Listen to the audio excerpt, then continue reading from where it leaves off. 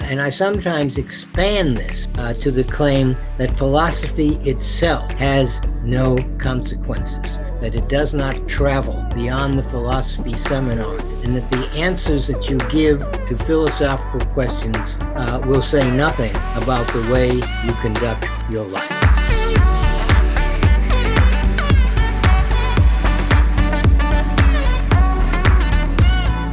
I'm currently a professor of law at Cardozo Law School in New York City and also at Florida International University in Miami, Florida.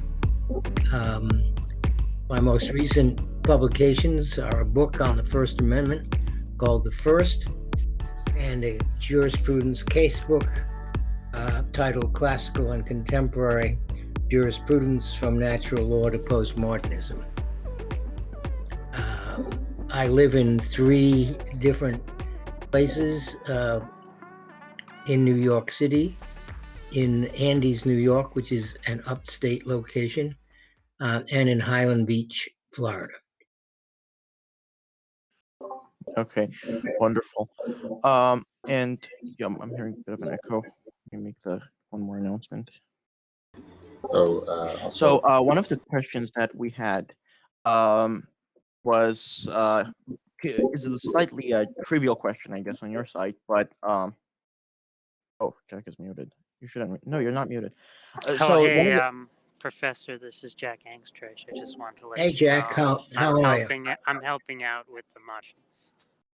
Okay. Yeah. So, Dr. Fisher, one of the questions was, what are your personal views on God? Are you a theist, an atheist, agnostic, deist, or what? That's a question I'll avoid answering. Okay, I see. All right. And another question was about what kind of ethical system do you subscribe to as a philosopher of law? Well, those are 2 different questions. The philosophy of law is one thing. Ethics is often quite another thing. I tend to take my ethical direction from the golden rule: do unto others as you would have them do unto you, or from the Kantian categorical imperatives, which amount to the same thing, and also from Polonius, Shakespeare's Polonius in Hamlet, who says, "Be true to thine own self, and thou canst be false to any man." So those are ethical, I suppose, lodestars for me. No, I see. I forgot who wanted to get on mic, but before Jim DM. So yeah, one of the questions that was it from Jim or John wanted to know what are your views on the debate between moral realism and moral anti-realism? Which position do you take and why? Thank you. What we might think of as an amphibious position. I do believe in moral realities and in, of course, physical realities, but I also believe that we are not, as human beings, in a position to determine without debate what these values are. So that I'm willing to acknowledge and profess certain moral views, but at the same time, I am aware that I could not necessarily persuade others to them, even if I had world enough and time.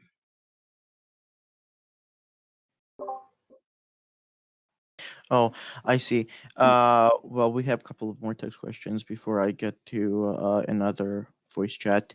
But yeah, another question was a bit humorous, I guess. But which do you prefer, New York and Florida, and why? I myself prefer Florida, and my wife prefers New York. So obviously, we're in New York.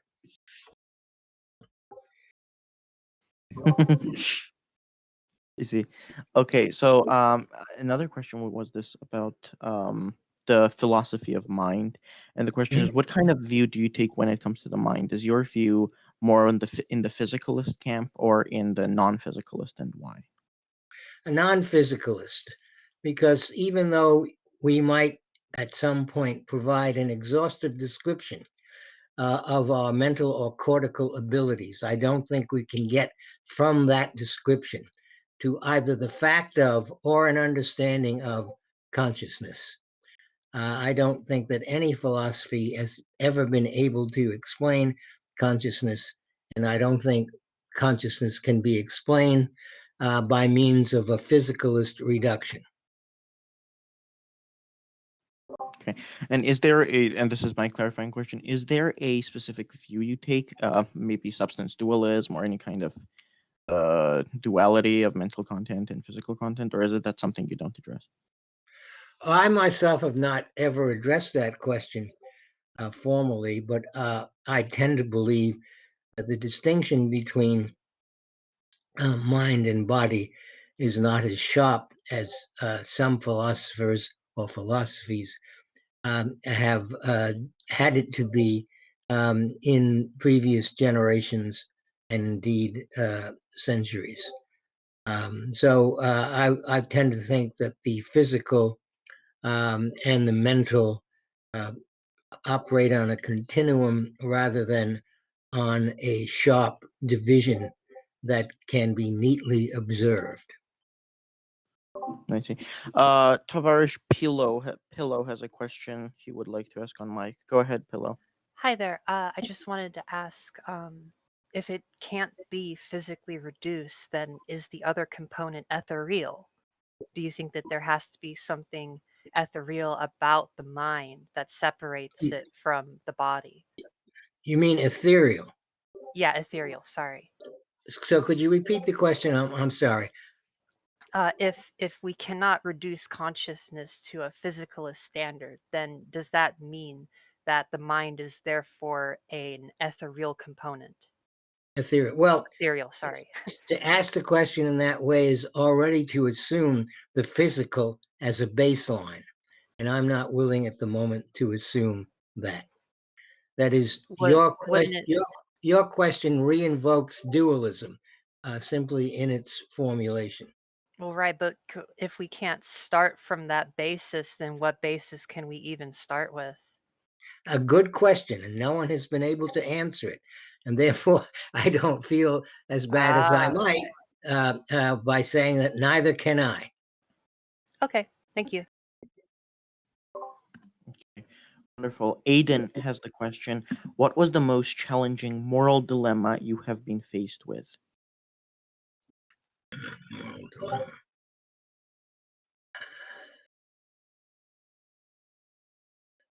Well, I can't think of a uniquely challenging dilemma. I've lived a very fortunate life and have been spared, I suppose the word would be, being subjected to moral dilemmas. But I remember when I was a member of a liberal arts faculty that my most difficult moments occurred when we were voting on personnel, on promotions.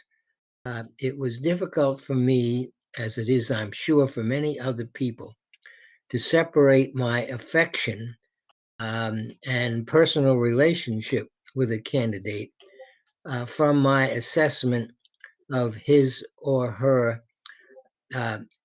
academic performance.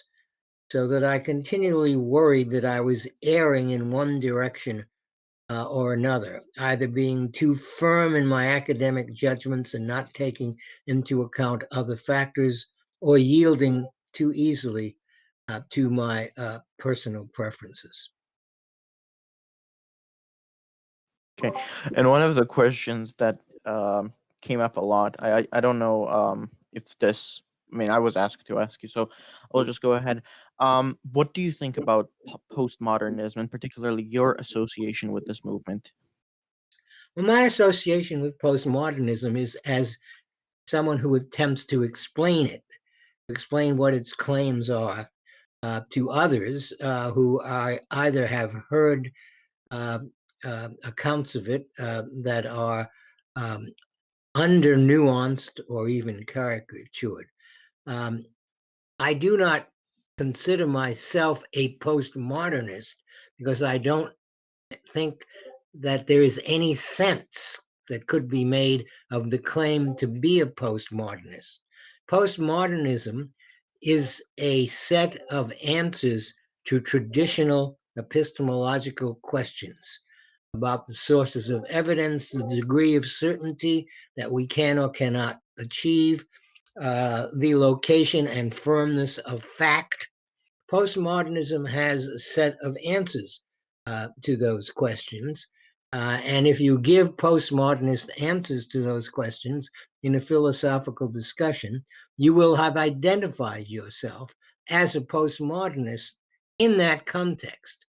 But I don't think there is anything that is equivalent to being a postmodernist in life. Another way of saying this is if you have been persuaded, as at times I have been, to postmodernist epistemological accounts, there are no consequences for any other part of your behavior in any other part of your life. And I sometimes expand this or extend it to the claim that philosophy itself has no consequences, that it does not travel beyond the philosophy seminar, and that the answers that you give to philosophical questions will say nothing about the way you conduct your life. Okay, so a couple of more before we get to another voice question, and this question comes from John, I believe, is the question, and the answer is: what's your thoughts about modern metaphysical debates like free will? One, do you find them substantive? And two, what's your personal opinion about free will? Well, my opinions about free will are to some extent conditioned by my lifelong engagement with the poetry of John Milton, and especially with Paradise Lost, where the nature of free will is an explicit and much discussed subject in that poem. And Milton's view is that although we are fallen creatures, that is, do not have a clear perspective glass available to us, yet even in our somewhat clouded state, we are capable of making decisions, and that those decisions are not entirely determined by factors external to our wills. And I guess I still am of that view, that is, of Milton's view, that free will is something that we can exercise, that choices are things that we can make, and therefore things for which we should be held and hold ourselves responsible. Wonderful. Surreal Dent would like to ask you a couple of questions himself on microphone. Dent, go ahead. Hello, Dr. Fish. Hello. Thank you for coming. I would like to ask you what are your thoughts on the polarization in USA today, and how do you think it best can be overcome? Well, I believe that it is as serious a problem as many other commentators say.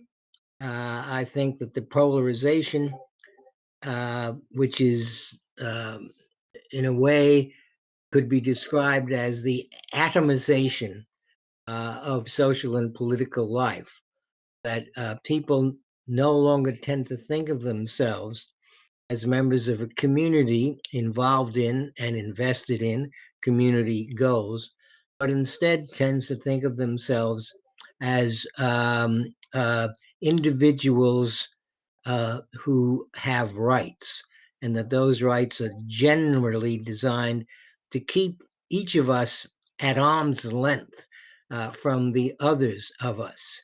So what we've lost, and how exactly it has been lost, is a question too vast for me to answer. But what we've lost is a sense of a common purpose, an underlying trust in a general project that we as Americans are all living out. As I said a moment ago, I cannot explain or give a history of this loss, but one corollary of it, and perhaps a result of it, is the distrust that so many have in the institutions that years ago we relied on, both to document and to proclaim our common purposes. So these days, it's typically said that we can no longer trust newspapers, major television networks, experts, that is, experts in various fields who are now regarded as perhaps feathering their own nests or furthering their own ends. There is a distrust of university personnel and therefore of the reports on knowledge that come that emerge from universities. There is a distrust of the printed word. And in general, distrust is now the signature of our social milieu. And the only way that this can be restored, as far as I can see, is for those institutions somehow to regain that status of trust that they once enjoyed and which we once enjoyed, because trust in them gave us an anchor and a reason to go on, to proceed. I recall, because I'm old enough to recall, the news anchor for CBS in mid-20th century, Walter Cronkite. Some of you may have heard of him. Some older folks may have even watched him. Each night, Walter Cronkite signed off his CBS News program by saying, "That's the way it is, and that's the way it is." And people believed him. Not that they believed that he got it right every time, but they believed that he was aspiring, trying to get it right every time. And that is what gave them, that is the audience, the rather large audience that he had, a reservoir of trust in what he said. And I think somehow we have to recover that condition in which there are both persons, but mostly institutions, in which we can repose our trust. Thank you. Oh, wonderful. Tavares Pilo, I think, has a question as well. I don't know if it's a follow-up. Go ahead. So what I wanted to ask, this is about the evolutionary neuropsychology. It seems like there's a lot of problems that you're having with accepting a base physicalism and rather just answering with "I don't know." So I wanted to give you like an example of the way that we can observe morals evolving in other animals. Some of these tests, most of them with rats, show that rats will forego a higher reward in order to help another animal. And that negation of reward is actually what follows to say that, you know, it's exerting an agent action of sorts. And given that we can see the various circuitry within other animals that in a higher form is within us, then why would it then be so hard to accept at least a physicalist assumption when there is so much data that corroborates such a thing? Well, you obviously have a better knowledge of the work now being done than I do, but I will seize on one word that you spoke in the last part of your question, and that is data. I have no faith in data whatsoever, because data are simply inert little bits. And you can pile data on top of data as high as 300 Empire State Buildings, and it will tell you nothing. The dream of a great deal of interpretive theory in the humanities and elsewhere is to find a way to go directly from, or never mind directly, to find a way to go from the observation of data to interpretive or substantive conclusions. There is no such way. And in fact, what you have when data proliferates without gatekeepers, without filters, without interpreters already exerting an influence and a selection, what you have is not enlightenment, but the simple overwhelming of the human mind by billions and billions of bits of data. And that is why, and I've said this recently in the chapter of a book I published 2 years ago, transparency is the mother of fake news. There is no worse thing either to champion or to wish for than transparency, because the dream of transparency, romance of transparency, is that at some point there will just be the data and us, and we shall know the truth. That will never happen. Which book were you citing, Professor? It's a book called, which I published in 2019, called The First: How to Think About Hate Speech, Campus Speech, Religious Speech, Fake News, Post-Truth, and Donald Trump. Thank you. That's quite a title. So it's quite a book, actually, if I do say so. It's one of the 2 books I've ever written that turned out better than I had hoped. Most of them turn out worse than I had hoped. Wait, what was the other one? It was called How to Write a Sentence. All right. It was talking about the craft of sentence writing and trying to introduce people into that craft and make them better writers. calm down, Jack. We know you're a nerd. Okay, so if we can make such a baseless assumption about data and interpretation, then can't we just say then that every work of fiction, every single thought that has come out of a human is also data and therefore not to be trusted in any sense of the term? I would not say that. Why would I say that? Well, why wouldn't you? Why would I? No. The burden is on you. Why would I say that? Because if I were to take your interpretation of data, right, that there is no way for an experiment, which in science, tools are used to corroborate multiple different views of data rather than just humans interpreting that data, which often helps us to get a more objective view. Well, no. Come on. Look, you and I should not continue this conversation because we will monopolize it. The word objective, which you've just used, doesn't, for me, have a general meaning. I subscribe to the doctrine once enunciated by the American philosopher Richard Rorty, when he said, objectivity is the kind of thing we do around here. What he meant by this is the following. In any human practice, whether it's something like science or something like literary criticism or all of the disciplinary efforts in between, in any human practice, those who are engaged in the practice are trying to get it right. And I certainly agree with that. And trying to get it right means that you're acting according to the protocols and norms that structure the disciplinary inquiry you're engaged in. And when you're doing that, as opposed to doing something frivolous, you're being objective. That is, you are playing the game by the rules of the game as they have been established often by generations, if not centuries, of practitioners. That's as far as I'm able to go, along with Rorty, with objectivity.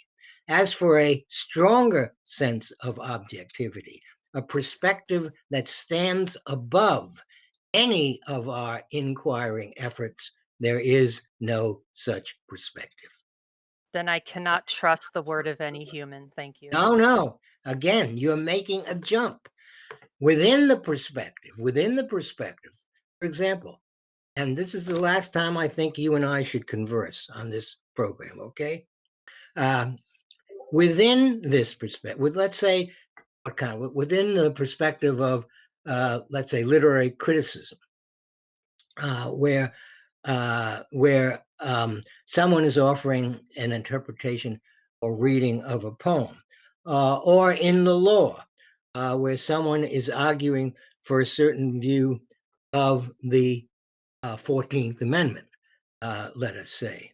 In both these instances and any others that could be imagined, I will give my trust to those who display credentials that I recognize and I hope share because of my membership in the inquiring community of what I've called an interpretive community. So I trust people who, in my view, cite authorities that have been long established or point to landmark cases whose meaning, at least for the time, is generally settled.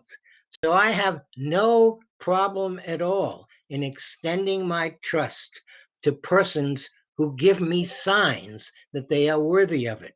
But those signs are all context or discipline specific. They are not transcendent. Okay, so Bait would like to ask a question on microphone. Bait, just message me if you're like ready. I don't know if you're ready right now, so I will let you. But yeah, several other questions that one wanted to ask. What do you think about the left-wing movement of Western powers? Do you think it's a good thing or a bad thing, relatively speaking? What specifically are you referring to? Oh, it's not my question. I'm just reading it out. Well, find out what is meant by the question, please. Yeah, move I on see. to another question in the meantime. And No, if no, that I person, think that's an interesting question, but I just would like a more specific understanding of what set of activities was being referred to under the category of left wing. Yeah, that's fine. Bait would like to ask you two questions on microphone. Bait, go ahead. So my first question is, what is your view on separation of religion and government? Well, I'll back up and give you an answer perhaps fuller than you had anticipated or desired, for that matter. It seems to me that the religion clause of the First Amendment, which has, as you know, two parts, that is, says that Congress shall not burden the free exercise rights, religious free exercise rights of citizens, and it also says that the state will not perform acts that tend to the establishment of a religion. I believe that this religion clause, by singling out a specific form of discourse or speech as special, is at odds with the pervasively liberal, in the classical sense of liberal, spirit of the Constitution, and at odds with the rest of the First Amendment, because the free expression clause of the First Amendment declares, among other things, that in a democratic society, all ideas deserve to be heard and debated. None should be anointed in advance, in the sense that they would then be unchallengeable, and none should be dismissed in advance in the sense that they didn't receive a hearing. That, I think, is the spirit that informs the free expression clause of the First Amendment, and also the spirit that informs the United States Constitution in general, the democratic project or the democratic experiment. But what the religion clause does is, of course, single out a form of speech both for approval and for correction or criticism. That is, on the one hand, we're supposed to give special attention to the free exercise of religion, that is, to religious views and actions inspired by religious views. So that's to prefer the religious viewpoint to other viewpoints. And on the other hand, we are supposed to be wary lest religious points of view intrude into the body politic. So that I think the religion clause of the First Amendment is incoherent on its own terms and doesn't fit with the rest of the Constitution. The separation of church and state, is something that is continually being debated, but the debate will never be satisfactorily resolved unless we adopted an attitude about religion more like the attitude found in France, where the French are militantly secular and unapologetic about it, and want to make sure that religious viewpoints not only have no preferential position in public life, but are kept out of public life as much as possible. We don't have that tradition. So that we have condemned ourselves, if condemned is the word, to an endless back and forth between the demands of the liberal state that all discourses be treated in an even-handed manner, and the understandable demand of religion that it be treated not as just another voice, but as a superior or true voice. This is a situation which cannot, by definition, ever be resolved. What happens is it keeps on simply repeating itself as a set of debates and tensions in a succession of Supreme Court decisions, and that's going to go on forever. All right. So my second question was, if you believe cows exist, what will be the process that you end up with that belief? If I believe that what exists? Cows exist. Cows? No. What, spell it? Cows, COWS. I don't understand the question. So if you believe cows exist, like what will be the process by which you end up with that belief? I'm just not clear on your epistemology. That's why I'm asking this. You're going to have to come up with another question. All right. Why would I deny that cows exist? No, I mean, I chose one that I think you would agree with. I just don't know your epistemology. So I don't know how you end up with beliefs. You don't end up with beliefs. Now I think beliefs are not something you arrive at, but something you move within. It is a mistake to think that beliefs are what emerge after deliberation or investigation or experiment. Beliefs are what you are operating within while you are conducting experiments or going through operations or engaging in inquiry. So beliefs come first. Observations about the world come second, which I think would probably a statement which would probably let's say lead to the person who spoke to me before deciding that I was even a greater fool than she thought I was originally. Okay. Bait, does that answer your question? Well, why doesn't he say? Why does that answer your question? Oh no. I'd like more. I'd like more comeback in these questions. So in my view, like even if you believe that beliefs start first, I would assume there's some beliefs that you don't accept, and that observation takes some process in the way you eliminate those beliefs that you don't So accept. how do you eliminate false beliefs? Is that the question? Yeah, that would be the question. You don't do so. You don't do so in a disinterested manner, and doing so in a disinterested manner would not be a possibility. Any rejection of a belief that I might perform occurs within and by virtue of my being ensconced in a structure of belief that at the moment is not being put into question. So a substratum of belief is in fact the content of consciousness, and that content and that substratum presides over any rejection that I might have of particular beliefs that are put forward to me. Is that clear? That does not seem like a method that I can employ. There's So no that's method. not- There's no method. There's no method. So then I don't see how you can reject a belief. You reject a belief because something is presented to you and you find it false. Why is that mysterious?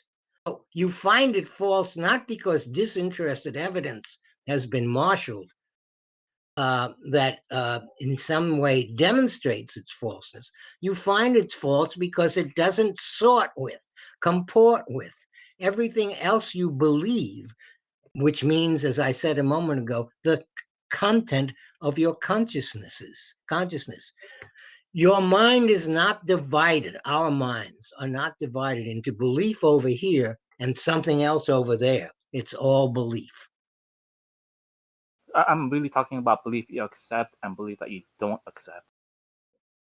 So am I. And I'll just repeat what I said. We don't accept beliefs that don't accord with our beliefs. Yeah, but that's just tautological. That doesn't Yes, tell it you how is. you. Yes, it is tautological. You're looking for a method. There's no Yes. method. That's all I'm asking then. There's no method. There are, of course, arguments and reasons. How is it that people discard one belief or become or accept others? The general answer to that question, although it would have to be filled in great detail, is persuasion. We are persuaded to our beliefs or persuaded to jettison, that is, to abandon some of our beliefs.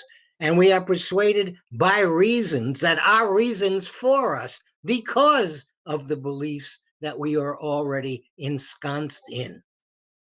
There's no place outside of the circle of belief, a perspective higher than the perspective of belief that would allow us to assess particular beliefs as they are offered to us. But we do it all the time because we are persuaded to beliefs by reasons that are reasons for us because of our beliefs.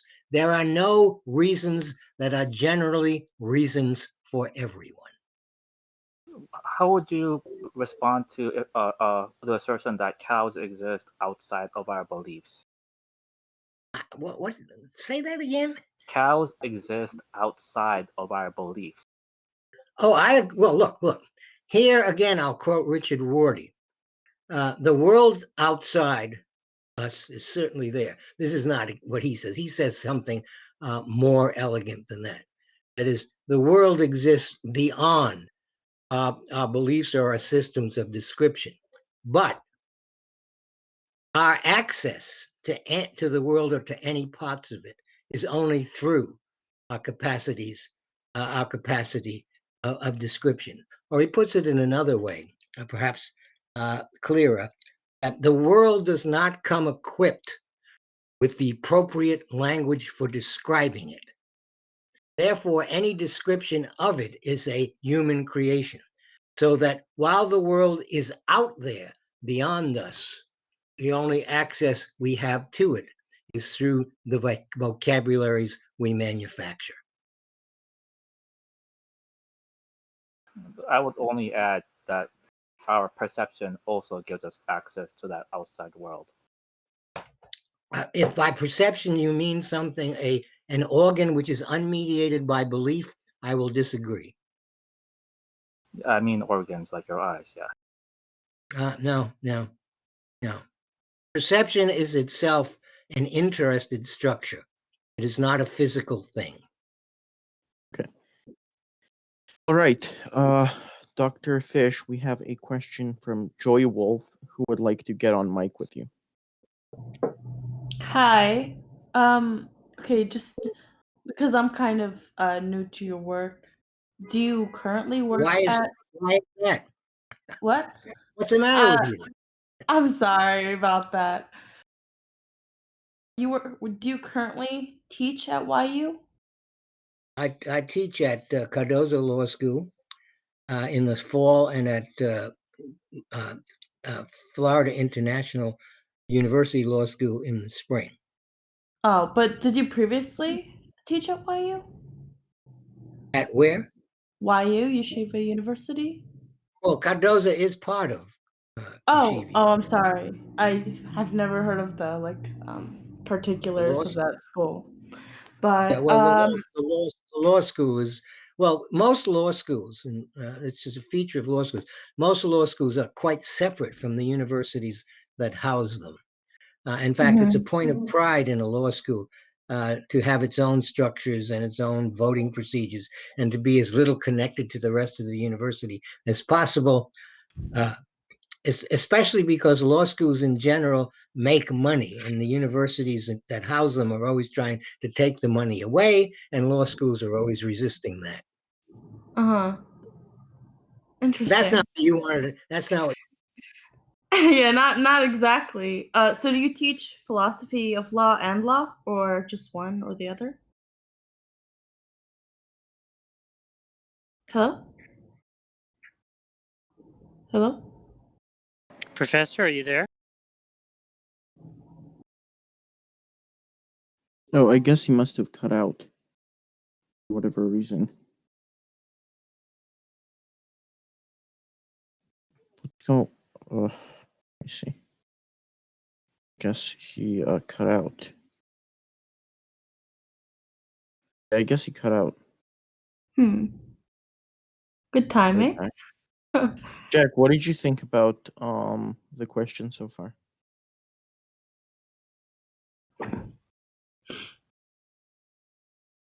Yeah, he cut out for some He's reason. equipped to. He's left equipped the to voice handle channel? it. Is he still here? I don't see him in the voice channel. Yeah, I don't see him. Do you have a way to message him independently? Send him Yeah. a voice channel invite.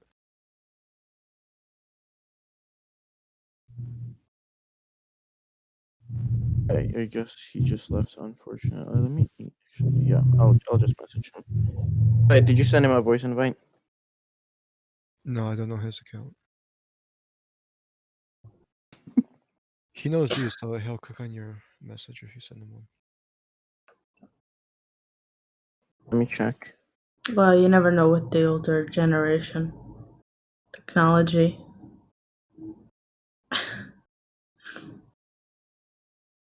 Let me check. He must have clicked on something.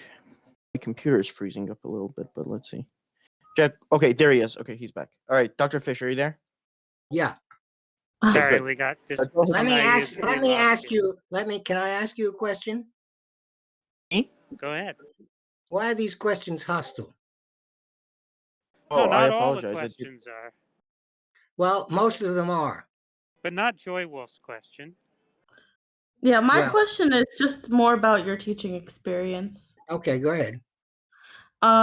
So I was wondering, because Yeshiva University is like an Orthodox Jewish school mostly, like I know a lot of people who go there myself. Do their biases and your postmodern lean affect how the class runs? I suppose I feel like that would be a kind of challenging environment. Okay, I don't have any postmodern lean. What did you mean by postmodern lean? It seems like you kind of challenge the Constitution more than a conservative person. I don't challenge the Constitution. I don't challenge the Constitution. I guess I figured you did because you were sort of criticizing it as being incoherent earlier. The religion clause of the Constitution is incoherent. And in fact, some of the justices of the Supreme Court have said exactly the same thing. So don't try to label. You want to know something about my teaching or at Yeshiva? Is that what you're interested in? I suppose I was wondering how like Jewish kids, like Orthodox Jewish kids, react to hearing like things like the Constitution has incoherencies about religion? Well, they're going to react not because I said it, but because they're reading the cases and reading cases in which the justices deciding some religion cases say exactly that. Mhm. They say our religious clause jurisprudence doesn't make any sense. Now, as far as the way my classes are conducted, I have a very strong view of what should go on in a classroom, and that is that you absolutely stick to teaching the material, and that your business or job as an instructor is to introduce students to areas of knowledge they are previously unfamiliar with, and to equip them with analytical tools that will allow them to move around in those areas of knowledge in a comfortable and informed way. What that means is that in my classrooms, all we do is study academic issues, and we never introduce into the classroom anything that could be remotely called a political perspective. So from my point of view, from the point of view of philosophies of teaching, I am extremely conservative. Because I don't want any moment in any of my classes to be focused on anything but the academic issues that have been raised by the material. Mhm. I don't know if that answers your question. I think it sufficiently does. Thank you. Okay. Okay. Wonderful. Derek had a question from voice, but before we get to him, there's a couple of more about your approach to education on text. And one of them is, do you support courses that focus on Western civilization? And what's your rationale behind it? Well, I support any course. It could focus on Western civilization. It could focus on, American mystery novels, so long as the course was conducted in an academic way. That is, that there was an analysis of the structure of the material, of its history, analysis of the issues that emerge, et cetera, et cetera. Western civilization is a fine topic. Eastern civilization is a fine topic. United States in the 19th century is a fine topic. I currently, or not currently, but I've twice taught a course in the last 2 years called Law at the Movies, where I investigate the way in which films deal with legal issues. All of these and hundreds of thousands of others are fine topics, so long as they're all taught from an academic perspective, not from a political perspective, not from a therapeutic perspective, not from a social justice perspective, but simply from an academic perspective. I see. Okay, Derek, go ahead. Can you hear me? Yeah. Oh, great. Thank you for doing this AMA. I wanted to ask two questions, but the first one was about reader response theory. And as far as I understand, at any point, if I say something incorrect, feel free to let me know that I'm wrong there. But you defend something. Don't worry. Right. You defend something like a reader response theory, and you cash it out by appealing to things like interpretive communities, where to understand different interpretations of texts or their meaning, you need to look at not just the text but the reader, and their sort of response and their conventions and so on. And I've heard certain formalists say that what this entails is a kind of anything goes, where basically this means any interpretation. You can find some interpretive community that would have that interpretation, but it seems like, and correct me if I'm wrong again, that you don't, and other people who defend reader response don't think that's the case. That entails that sort of anything goes for the interpretations. Would you agree with that? And secondly, how would you respond to someone that says, well, given any interpretation, you can find some, possible interpretive community with some set of language and literary norms and conventions that would interpret it that way. So therefore, anything does go. Well, those are a bunch of questions. First of all, interpretive community is something that I invented.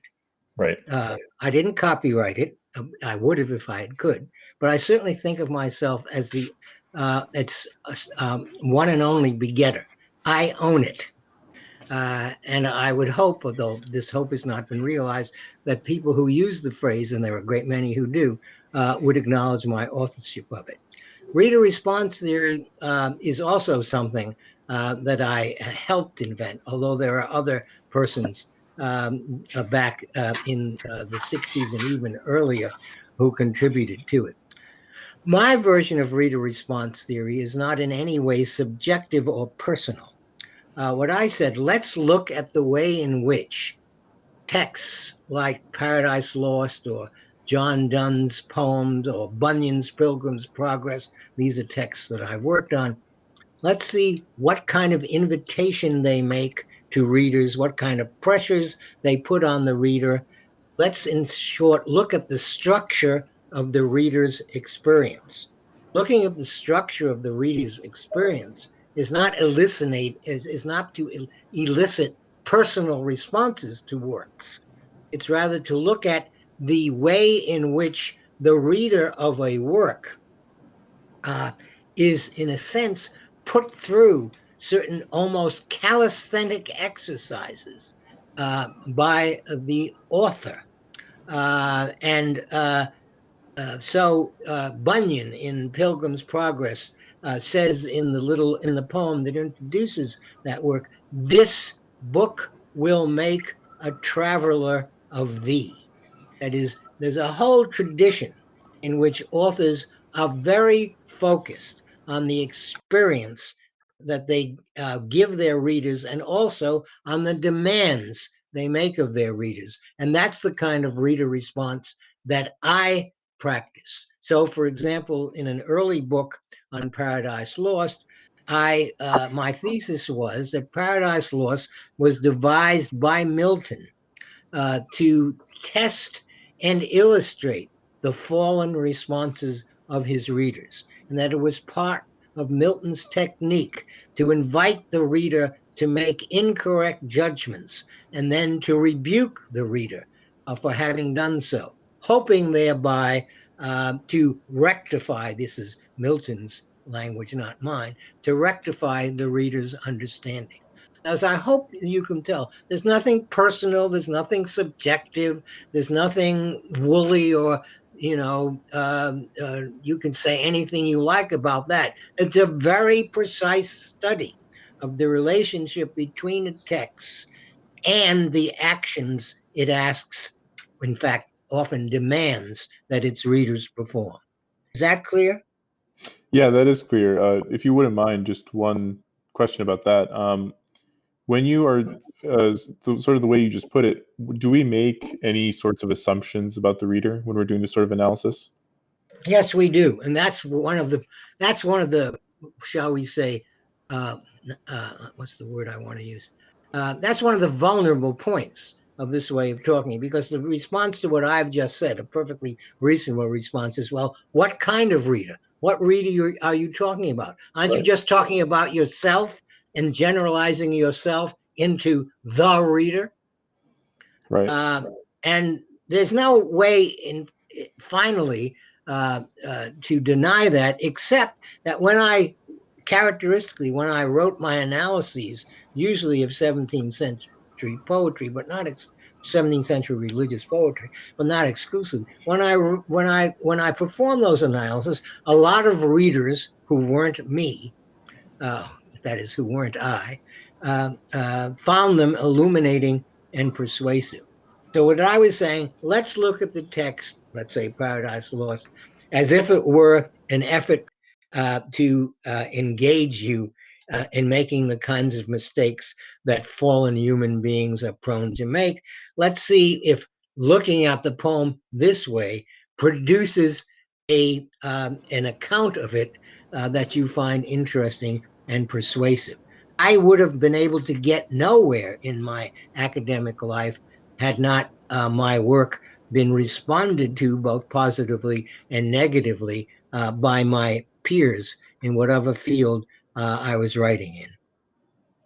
I see. Thank you for answering my question. You're welcome.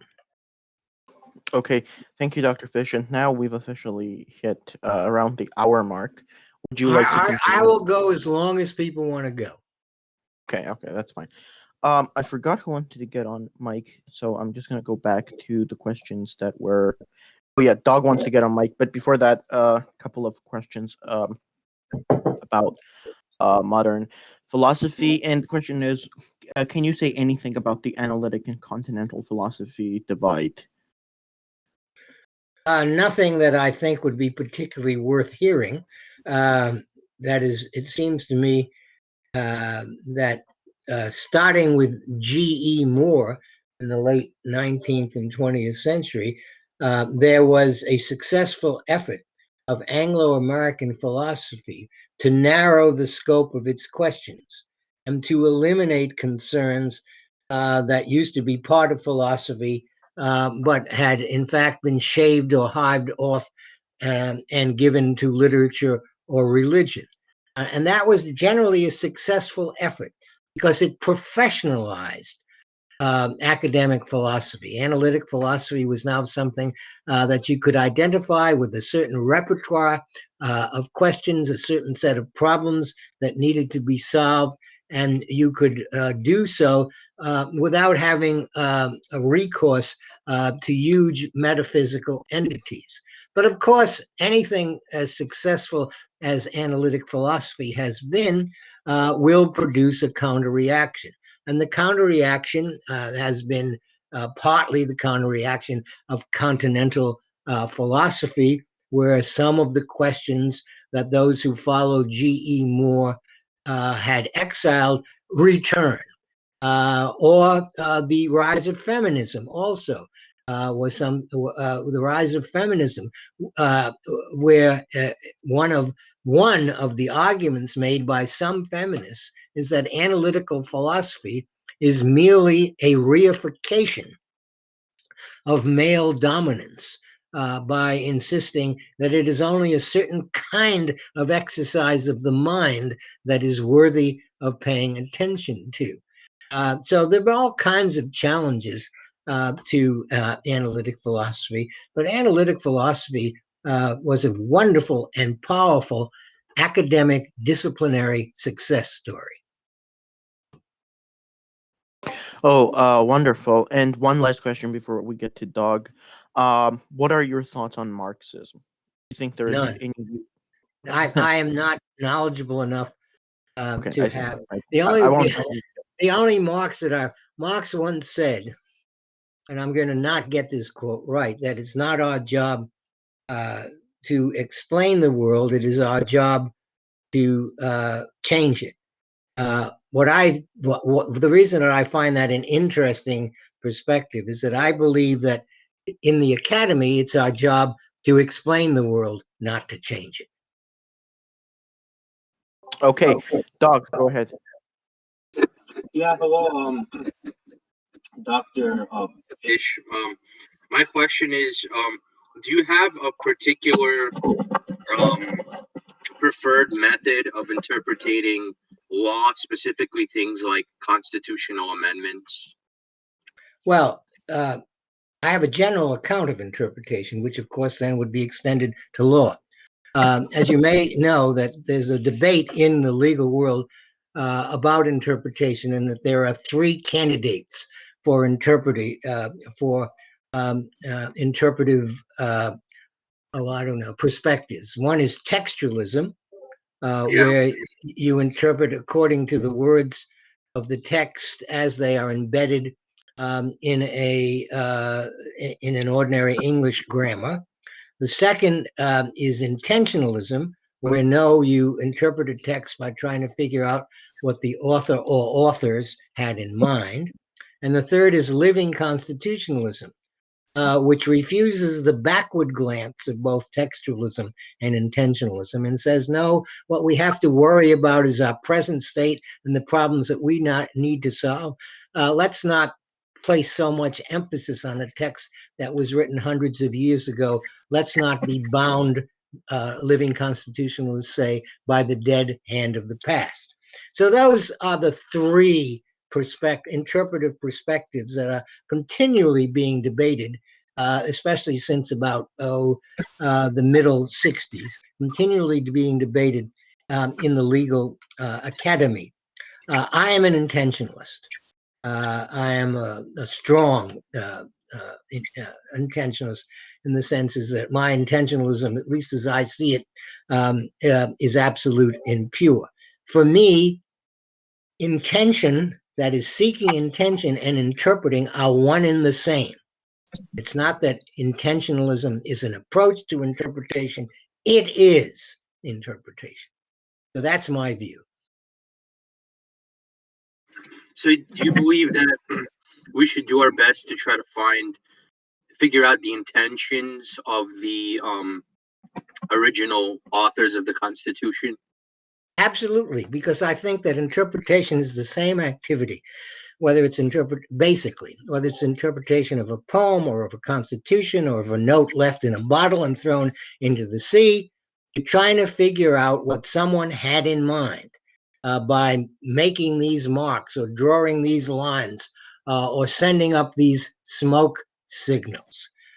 So sure, what you have to do when you're interpreting, no matter what it is, when you're interpreting something that your partner or spouse or mother or father said, you're always doing the same thing, trying to figure out what that person had in mind. What if it's the case that the original authors purposely left certain laws ambiguous so that there may be... That's an intention.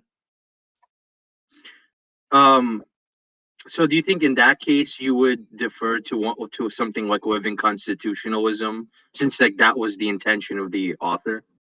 Well, first of all, if the intention of an author was to be ambiguous, then ambiguity is what is being asserted.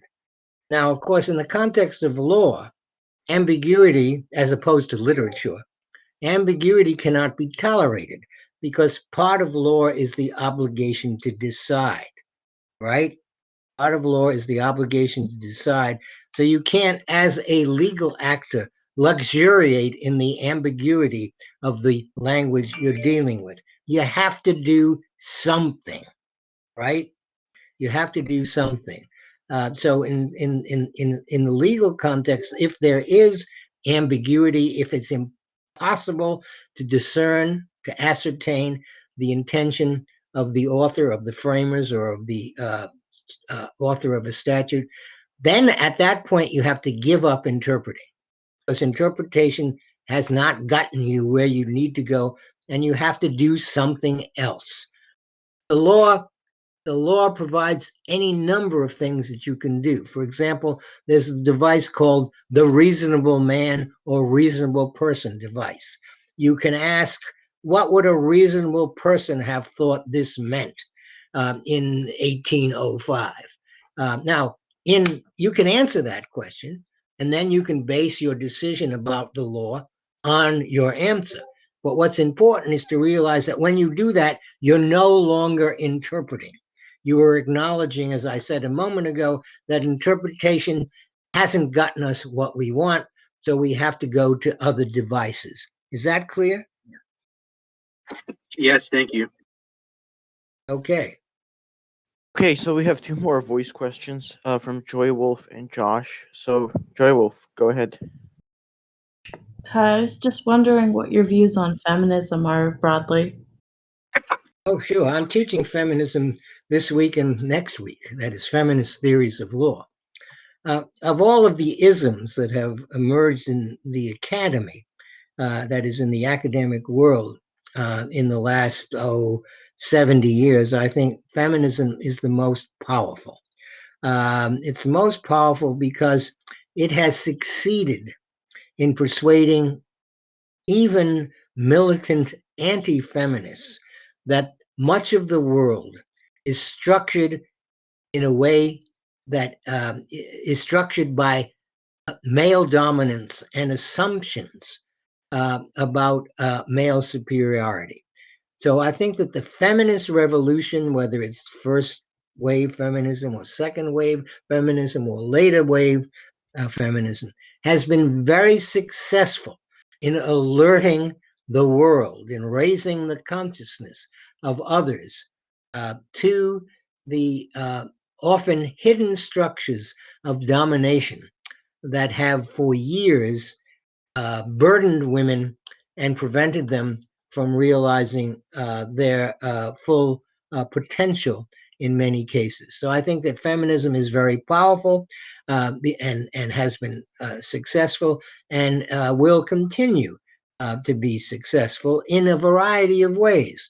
The Me Too movement is an extension of feminism, and that has been very successful and powerful, and may, in fact, I don't know whether this will happen, bring down the governor of New York. Thank you so much. Okay, Josh would like to ask the question. Yeah, hi, Dr. Fish. I just was wondering what exactly is, if you have, I'm also an intentionalist, by the way, but I was wondering if you have an argument against contextualists, because I'm not that familiar with your work. I just know that a lot of people I respect are very familiar with your work, and so I'm just sort of wondering if you present any argument against contextualists. You mean against, not contextualists, textualists. Textualists, yeah, that's right. Yeah, well, for textualism cannot get started because in order for it to get started, there would have to be an object for it to operate on. If I'm right, and if other intentionalists who agree with me are right, there's no possibility of identifying a text, even as a text, apart from intention. Therefore, there cannot be a text independent of intention to begin with. Therefore, textualism has no subject and it has no object. Another way to put this is that textualism is a non-starter. There's no such thing as intention-free interpretation. There's no such thing as an intention-free text. There's no such thing as a text that you can read or construe independently of intention. That's the basic argument against textualism. It can't get started. All right, thank you. Are you persuaded by that? Well, I have to take some time to think about it. Like I said, I haven't really studied what textualists say because I don't really understand their view to begin with. So I just want to spend some time thinking. Textualists say if you're trying to figure out what something means, what you do is you look at the words, examine the words with the aid perhaps of dictionaries. And if it's a text that was produced a couple of hundred years ago, you look at the dictionaries that were available a couple of hundred years ago. And then when you do all this stuff, this investigation of words as they are embedded in the syntax of a sentence, that will lead you to the meaning. And I'm saying, no, it won't. First of all, it won't because it's an impossible thing to do. You cannot interrogate a text independently of intention because independently of either the assumption or assignment of intention, there's nothing that we might point to as a text. Take the example of smoke signals. Smoke signals are, of course, physical effects.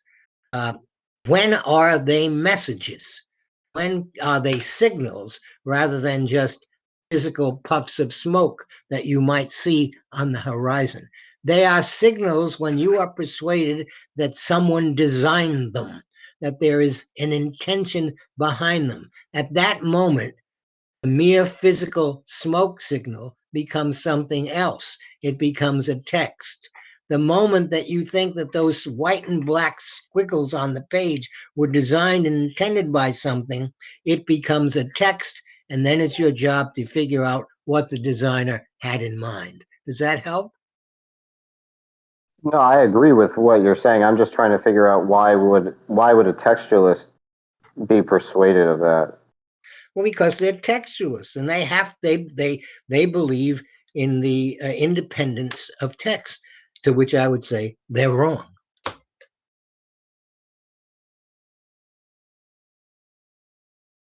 I don't know. I'm just wondering if it, like, to a textualist, the argument begs the question, How so? Well, I'm just wondering if they think that, like, it sounds like you're just asserting that their whole project is impossible in virtue of the fact that the only way that you can make sense of a text is via intention. But it sounds like the only way you can even see it as a text, as opposed to puffs of smoke or black and white marks, is to have already introduced intention. If it were possible to point to a text independently and treat it as a text independently of intention, the textualist would win. And I'm saying it's not possible.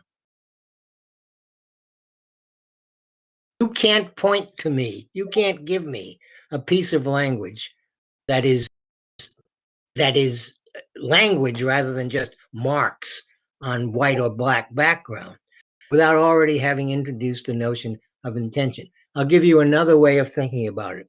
Suppose you came upon walking along, and on the sidewalk you see some marks and they seem to spell out to you help, H-E-L-P, and you're trying to figure out what does this mean? Is this a cry from someone who's in peril of some kind? Is it a reference to an old Beatles song? Is it a universal statement? We're all in need of help. Please, God, help us. Okay, but then suppose that you are told, and it's conclusively demonstrated to you, that those marks were made randomly by dirty water dripping from the gutters of a building. Once you were told that and were persuaded by it, you would stop interpreting, because you would no longer regard H-E-L-P as a word. You would regard it as something that resembled a word, just an accident of nature. Think about it. so. Yeah, I agree with what you're saying. So if I were to give your argument in a sort of succinct form, it would be something like, if textualism were correct, there would be some criterion apart from intention that makes it a text, that distinguishes a text from a non-text. There is no such criterion, therefore textualism is false. Is the idea? That's not bad. I might quibble with a word or two of yours, but that's pretty good. Thank you.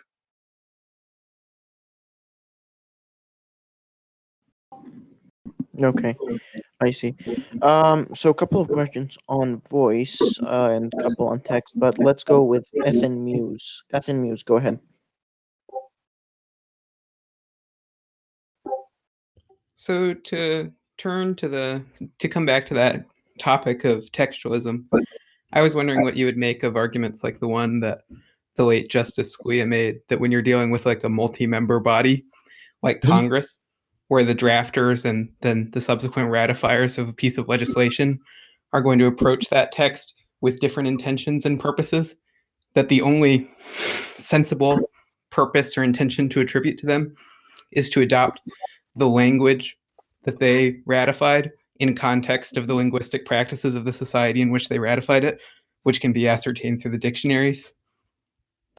Which can be ascertained. So I'll ask you a simple question, which I don't expect you to answer. That is, it's a rhetorical question. Did the dictionaries write the text? No.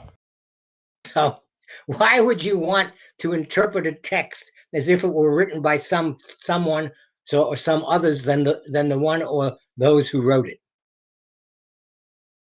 Do you see the point of it? Yeah, I mean, I think his argument is just that the only intention that we can attribute to the body is relative to the expectations of the body as to how people interpret it. So, and no, I don't think. First of all, I don't think Scalia, whom I knew and regarded very highly, I don't think Scalia would say that. Here I rely on the work of a man named Richard Akins, E-K-I-N-S, who wrote a book called The Nature of Legislative Intent. And he was trying to answer the group intention question, which is the question that you've raised. And that is, how can we talk about the intention of a body, since members of the body will have different views, will have different beliefs, come from different backgrounds, and so forth. That's the question, isn't it? Would you agree?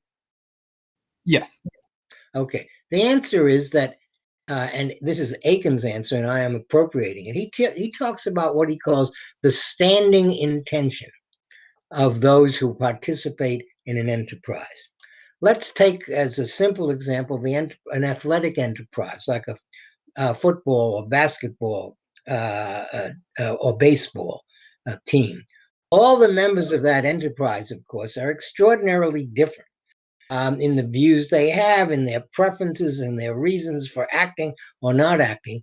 What links them is the standing intention that defines the enterprise, to score a touchdown, to bring runs across the plate, to score more points than the other team. All of the actions performed by the individuals, all of whom are extraordinarily different, are united by their having bought into the standing intention. And you can test that one out by another example. Suppose there was a baseball game and the pitcher was pitching and his team was ahead by 20-0. It was the bottom of the ninth and there were 2 out. But the batter, whom he was now facing, he knew was in danger of losing his job. And because the pitcher knew that it wouldn't matter at all as far as the outcome of the game went, he throws the batter a nice soft one across the plate, and the batter hits it out of the park. Now, would we want to say at that moment that the pitcher was pitching badly? No. I think we'd want to say that he was no longer playing the game. He was no longer acting in accordance with the standing intention of the group to which he belonged. He instead had substituted for that intention another one, to be nice to people who are in need, to do something for a friend. When we are members of an institution, whether it be a sports institution or an academic institution or a legislative institution, we have signed on, says Aikens, and I agree with him, to the standing intention that defines that institution's activities and goals. And all of the different reasons or motives that we might have for signing on don't matter, because we are united in our intention. And the Supreme Court itself, in its rhetoric, validates what I've just said, because members of the court writing in 2021 will often say, well, in 1814, we said. Now, of course, the justice who says that in 2021 wasn't alive in 1814, but he or she considers himself or herself a member of an institution whose standing intention, that is to decide cases on a certain judicial level, has not changed, has been maintained, and continues to define the enterprise, even though the members of that enterprise differ vastly. Does that make any sense? Yeah, that makes a lot of sense. I think I sort of presupposed standing intention in my initial question, and I don't know if Scalia would spot that, but all I know is from having read Reading Law a while ago. But my point was just, couldn't we say that because, these members of this body have divergent backgrounds and are in conflict so often, that we should construe their standing intention very narrowly and then use the canons of construction from there? Yes, we can construe their intentions narrowly, which is to do what they're supposed to do. Legislators legislate. Ball players try to win games, and so forth. But the canons of construction, or sometimes called the canons of interpretation by Scalia and others, are not in fact interpretive, and not interpretive in the strict sense. They are canons like, when there's a doubt, give the benefit of the doubt to the defendant, right? That's a canon of construction. That's one of the canons of constructions. That has nothing to do with interpretation. That's not interpretation. Interpretation is trying to figure out what someone or some body of persons meant. Canons of constructions are pieces of advice as to how to get on with the job of producing judicial outcomes. They're not interpretive at all.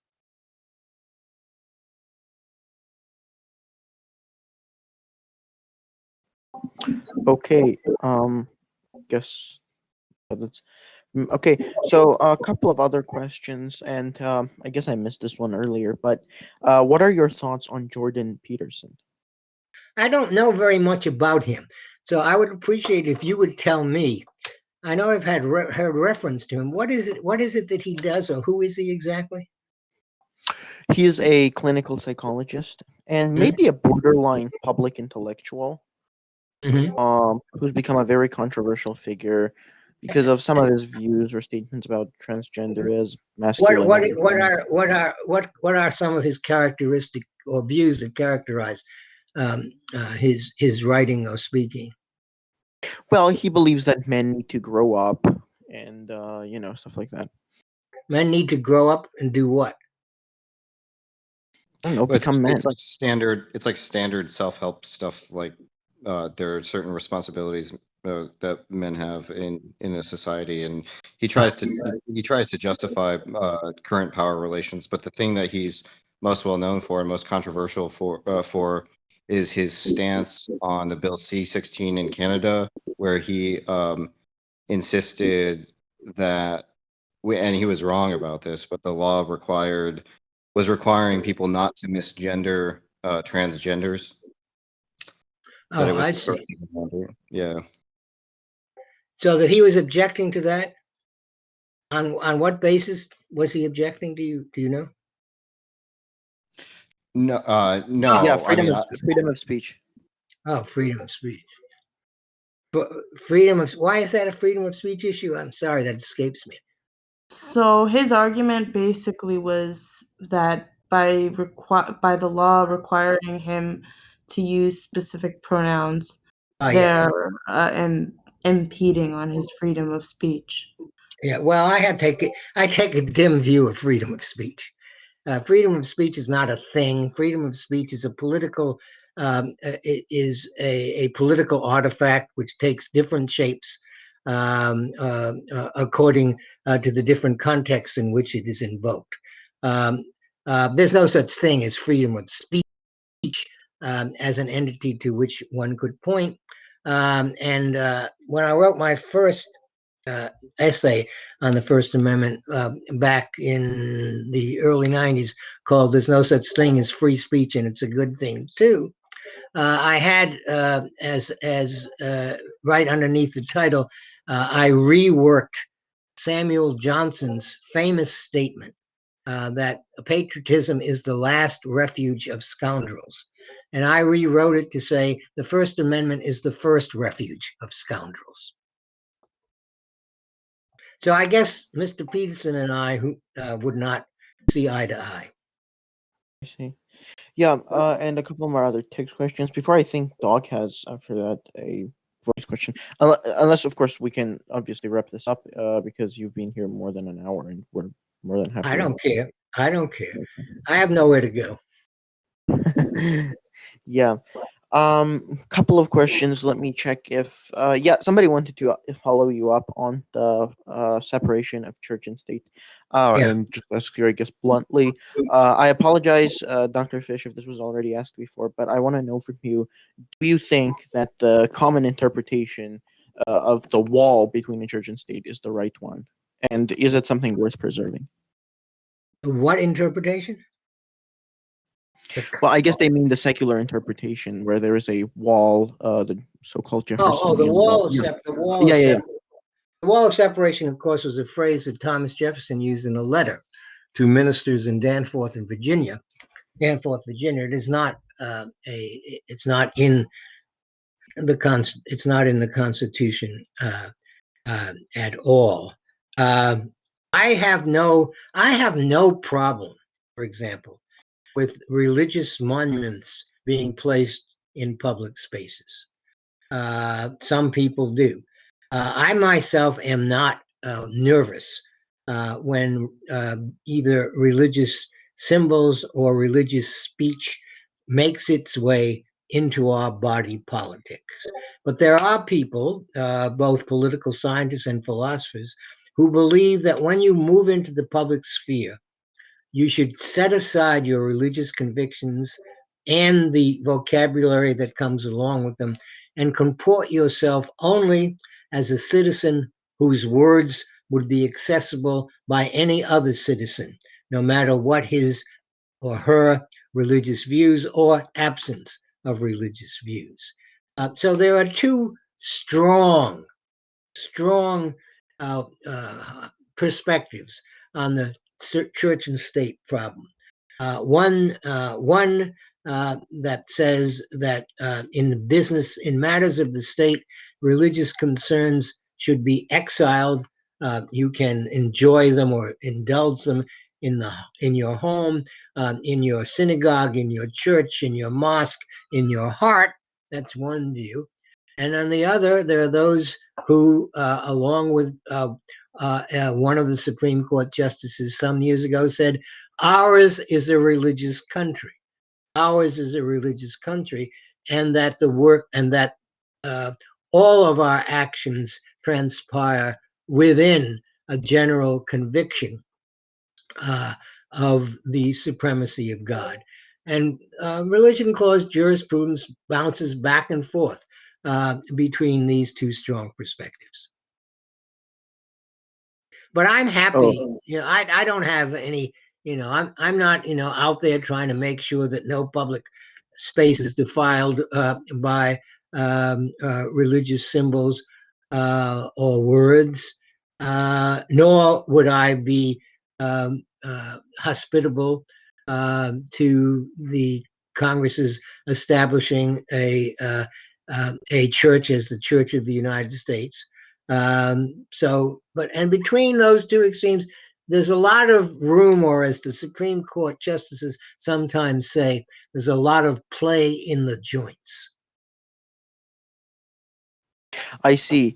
Okay, so a couple of more questions here on text. Hannah wants to know, I don't understand why freedom of speech isn't a thing. And I believe this is a follow-up. Yeah, go ahead. It isn't a thing because it means it is invoked in different ways in different contexts. In the standard story of free speech, which in the United States is the ACLU story, American Civil Liberties Union story, freedom of speech is the default state, and exceptions to it always have to be justified or argued for. And I'm saying, and have said for years, that is exactly the reverse. That in almost any situation that you can imagine, except for the artificial situation of a Hyde Park corner or a street corner rally, in almost any situation you can imagine, constraints on speech are the norm. And free speech is the exception and the very odd case. Another way to put this is that censorship is a precondition of speech in general. Because if everything could be freely said, and it didn't matter what was said, then nothing that was said would be particularly meaningful. Every utterance that you strongly make is implicitly a rejection of other utterances. Now, freedom of speech does have a constitutional meaning, and that is specific and can be pointed to. The government, in most circumstances, at least in the United States, cannot punish you for what you say or compel you to say something that you don't want to say. But in most of the rest of our daily lives, whether it's in our domestic situations or in our workplace situations, penalties and constraints on speech are all around us. So freedom of speech is kind of this pie in the sky abstraction, usually associated with something called the marketplace of ideas, which no one has ever seen and no one will ever see. But as far as everyday life is concerned, and when we're trying to figure out what to do and what not to do, there's no such thing as freedom of speech. I see. Dr. Fish, I gave sort of what I thought was like a formal argument, and like I'm gonna give this argument, but then I have to go. I'll listen to your answer. But I just wanted to see what you thought of this argument, and so here's the argument as I laid it out. All ideas should be permitted to be expressed. That's what I'm construing freedom of speech to me. That's just a definition. So that's the assumption for reductio ad absurdum. And then the second premise is we should permit ideas that lead to speech being censored. And the third premise is if we should permit ideas that lead to speech being censored, if we should permit ideas that lead to speech being censored, then we should permit speech being censored. Premise 3 is we should permit speech being censored. Premise 4 is if we should permit speech being censored, not all ideas should be permitted to be expressed. And the conclusion is just the affirmation of the contradiction. All ideas should be permitted to be expressed, and not all ideas should be permitted to be expressed. So I was just wondering about your take on that argument. Well, I don't know if I want to reply to the argument in the form that you've offered it. Instead, I'll reply by asking a question. Again, this is in the context, well, not only of the American experience, but also the Canadian experience, the English experience, the French experience. What is freedom of speech for? What is freedom of speech for? Now, in the literature, you're going to get a bunch of different answers to that question, but they'll be fairly standard. People will say freedom of speech facilitates the search for truth. People will also say freedom of speech is necessary for there to be an informed citizenry that will make its decisions in intelligent ways. Others say that freedom of speech is necessary because without it, the government would tend to crush dissent. And there are others, but those are ones that everyone will recognize. Now, what I want to say is that the moment you answer the question, what is freedom of speech for? You are implicitly committed to censorship. Why? Because if you have a positive answer to the question, what is freedom of speech for? Let's say your answer is freedom of speech facilitates the search for truth. You then have to acknowledge that there are some forms of speech that, rather than facilitating the search for truth, stand as obstacles to the search for truth, frustrate the search for truth. So in order to be true to the goal of freedom of speech, facilitating the search for truth, you have to censor forms of speech that do not aid that facilitation, but in fact hinder it. Therefore, the very realization of the First Amendment, if it is for anything, requires and mandates censorship down the line. Oh, wonderful. Dr. Fish, so a couple of other questions. Ethan Muse would like to ask another question, I guess, on microphone. Ethan, go ahead. Yeah, so I've seen you described as an anti-foundationalist. I was wondering if you could explain what motivates that view. Well, motivates is the wrong word. Anti-foundationalism is a position in philosophy. And, you know, a position in philosophy, whatever it might be, is held by you because you have been persuaded to it. Anti-foundationalism is the view that nothing foundational anchors our reasoning or inquiring process or processes of judgment, that you cannot find a Archimedean point, a lodestar, a perspective above perspectives, a perspective that is not a perspective, from the vantage point of which you can assess your efforts and the efforts of your fellow human beings to figure things out. There is no such foundational position that you could possibly occupy. Another way to put this, we're always in the middle of our discussions and our deliberations, our arguments, our formulations, and our proposals. And we could not, no one of us could absolutely anchor those our views to a foundation that would be recognized as a foundation by all interested and rational parties. So that's anti-foundationalism. There are no foundations that ground inquiry. Nevertheless, inquiry goes on all the time and often quite successfully. Does that help? Yes. What do you think is the most compelling objection to that view that you've heard? There is none.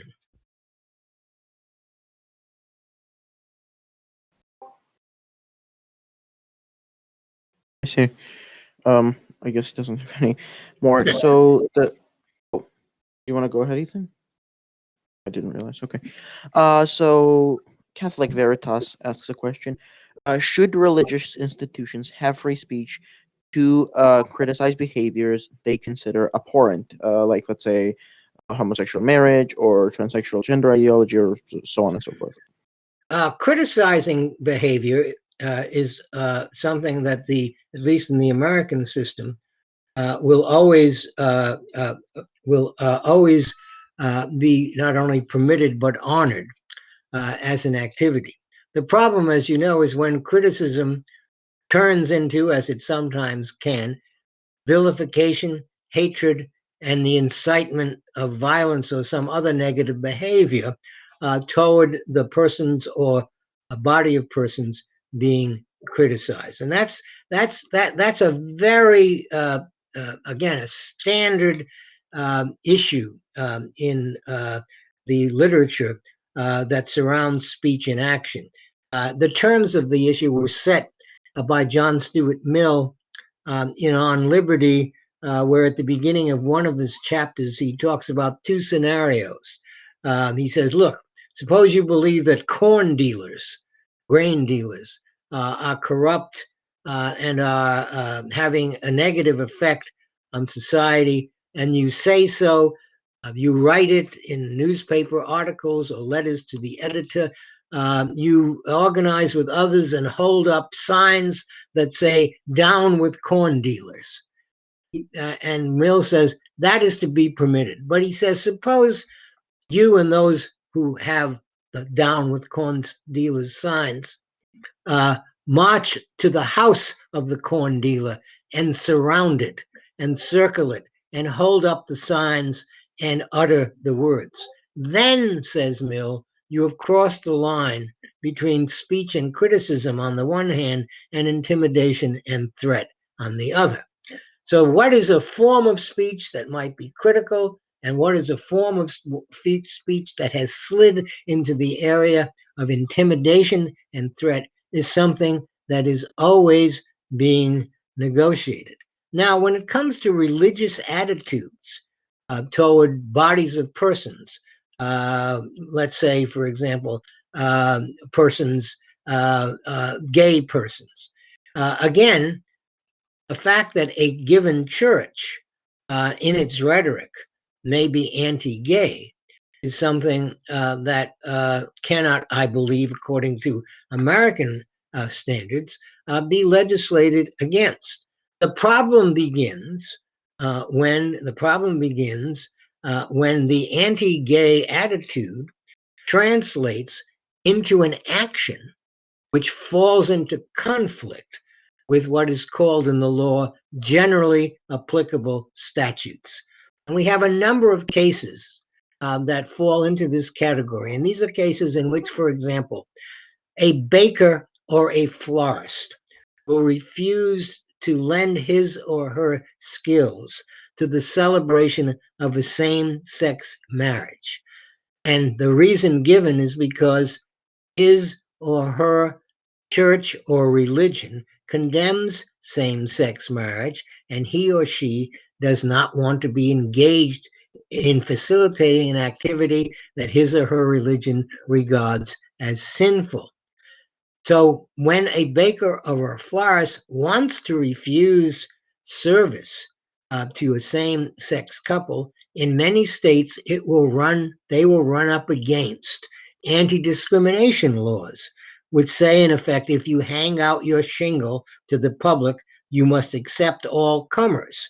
Or actually, you don't have to accept people who aren't wearing clothes or and stuff. There are always exceptions, but in general, you have to accept all comers, and you can't reject persons whose views or religious affiliations you dislike.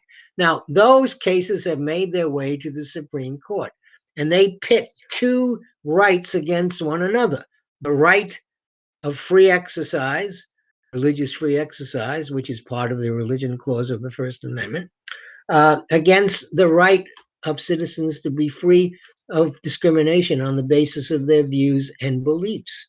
And therefore, you have a series of Supreme Court cases which are trying to decide which of these rights is going to be affirmed. Now, in the present atmosphere, and given the present structure of the Supreme Court, I believe that cases that come down in the future will, in fact, favor religious free exercise over the anti-discrimination laws that many states have. Again, I'm not giving you a categorical philosophical answer to your question. I'm typically instead explaining the way things now are arranged and how certain kinds of conflicts are going to be actualized. Oh, wonderful, Dr. Fish, and a couple of more before we wrap up. Catholic Veritas wants to know again, which philosophers have been most influential in your thought regarding free speech? I'm trying to think. Well, look, it depends on what influence means. I disagree with most of what John Stuart Mill says about free speech in On Liberty, but nevertheless, his is a powerful statement which has to be taken into account and reckoned with. I also disagree with Milton's account of free speech in his pamphlet, The Areopagitica, although I am a dedicated and lifelong Miltonist. Among those who write on free speech in the contemporary scene, I am attracted to the arguments of a number of law professors, including Larry Alexander at the University of San Diego, Frederick Schauer of the University of Virginia, and also Catherine McKinnon at the University of Michigan.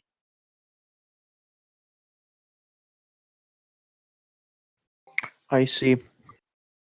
And a couple of philosophy questions, I guess. Do you take a position about aesthetic objectivism? I need a little bit of a gloss on that. So basically, that beauty is not just in the eye of the beholder. Oh no, I don't think beauty is just in the eye of the beholder. When I teach 17th century poetry, and I am totally convinced of the extraordinary achievements that form the object of my teaching. Poems which I believe, usually poems, although I have taught prose also, but poems which I believe are achievements of the human mind that are beyond most of us, and certainly are beyond me. So I don't know if that qualifies as aesthetic objectivism, but I certainly believe in the category of extraordinary works of art and literature. Okay, and this question comes from, I can't find it now. What are your thoughts on libertarianism? Libertarianism is a form of insanity. I see. Okay, I guess that doesn't require any. Well, look, libertarianism again has at least one source in John Stuart Mill, who said that we should be free to act and certainly to speak until our freedom to do so interferes with the freedom of someone else's doing so. And he called this the harm principle. And Immanuel Kant had somewhat of the same view when he said we should not impose sanctions and penalties on others that we would not accept if they were imposed on ourselves. So a libertarianism like that is contained and achieves a certain kind of sense, even a common sense. But a libertarianism which says we shouldn't have seat belts and we shouldn't have to wear masks and we shouldn't have to wear motorcycle helmets and that the FDA in the United States shouldn't be monitoring the manufacturing and selling of drugs. Libertarians who push those arguments are, and I'll return to my inelegant phrasing, just plain nuts. I see. I think Hannah wanted to know earlier, what are your thoughts on cancel culture? Oh, well, that's an interesting one.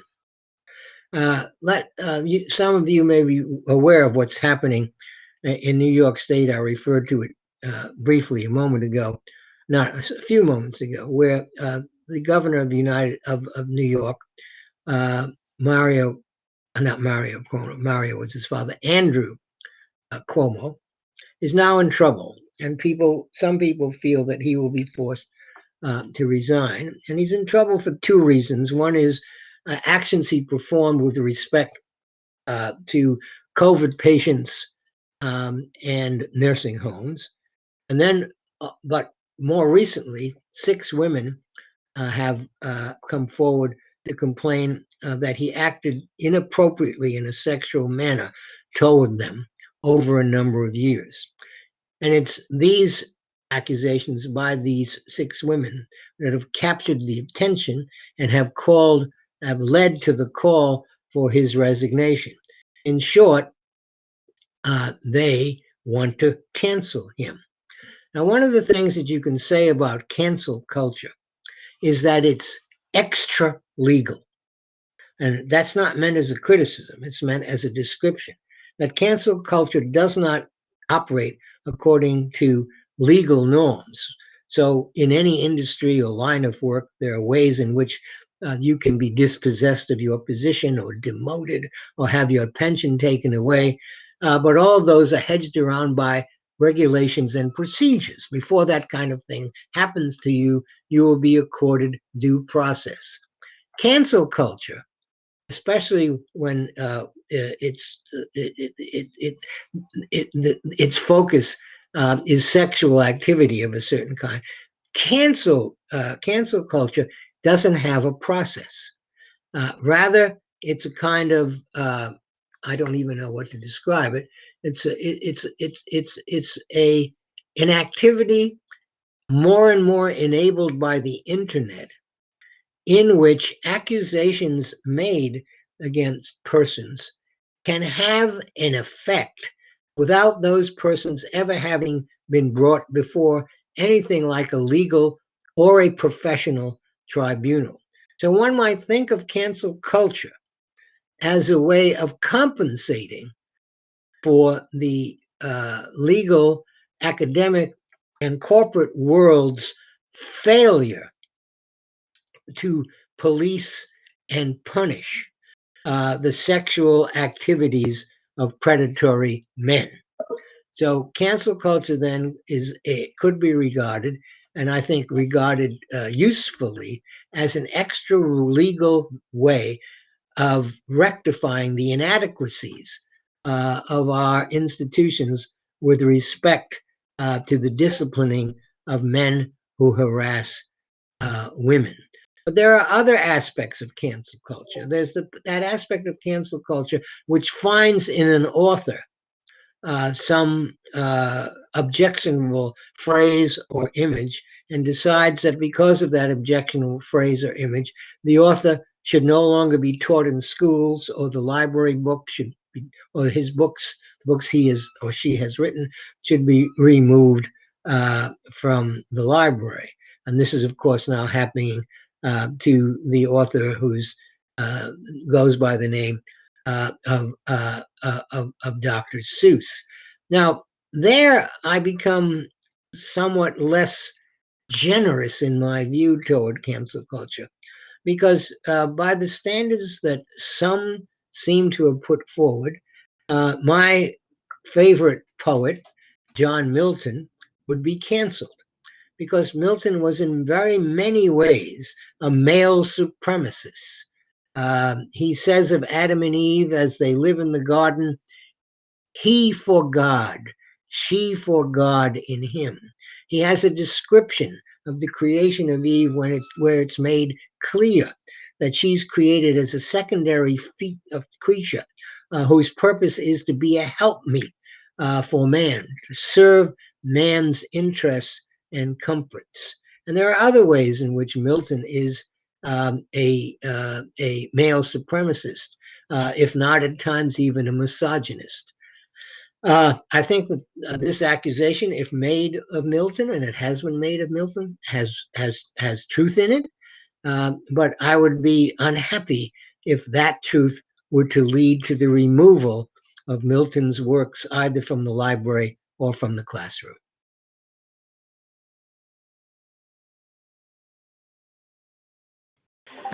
I see. Wonderful. So we have to move on to our last question for Okay. today. Thank you so much for being here and going over the time, actually. I hope that this was an enjoyable experience for you too. We all hope, actually. So the final question comes from Dog. Dog, go ahead. Yeah, so my question is, do you have since you said that you're an intentionalist, what is your interpretation of the Second Amendment? Do you think that, well, like, what do you think? All right, that's a good question, because I've written an essay on Scalia's opinion in D.C. v. Heller, in which the First Amendment, Second Amendment, was declared to be an amendment that protected the rights of citizens to self-defense. And Scalia's method in D.C. versus Heller is a perfect textualist message. What he does is disassemble the text of the Second Amendment, read it backwards, forwards, and up and down, then reassembles it in a way that matches the preferences that he had from the beginning. So that although he persuaded 4 others of his colleagues to his argument, I think his argument in that decision is entirely specious and dishonest. It cheats all over the place, which isn't always the case with Scalia. Scalia was a great man. But his opinion in D.C. versus Heller is often held out by textualists as the crowning achievement of textualism. If that's the crowning achievement of textualism, I feel that I need say nothing more about its poverty and about its dishonesty. As for my reading of the Second Amendment, it seems to me that the Second Amendment clearly is concerned with the maintenance of militias. And the word militia and the concern with militia is, of course, the content of the prefatory clause in the First Amendment. And there's nothing in the First Amendment that has any reference whatsoever to the right of persons to protect themselves by owning firearms. So I believe that D.C. Heller was decided wrongly, and that the Second Amendment was written again to protect and guarantee the flourishing of state militias, a concern which, of course, we no longer have. And you said you have an essay on this. Right.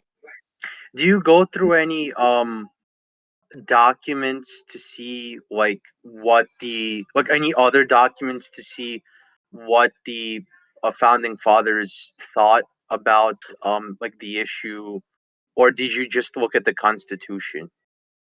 I didn't look at the Constitution, and I didn't look at the documents. Actually, Scalia looks at a lot of those documents, and then Stevens, writing in dissent, looks at a lot of other documents. So playing the historical document game is something one can always do. No, in my analysis of the case, I look at Scalia's method. How does he come to his how does he come to his conclusion? And I'm saying that the method is barely a method. It's dishonest. It cheats from the beginning to the end. It's a disgraceful opinion.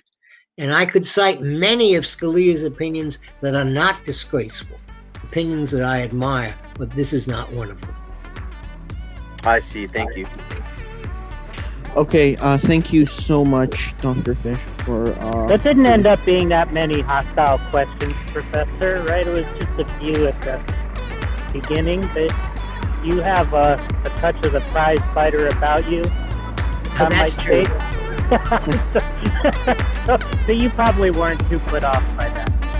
No. Okay, so once again, thank you so much, Dr. Fish.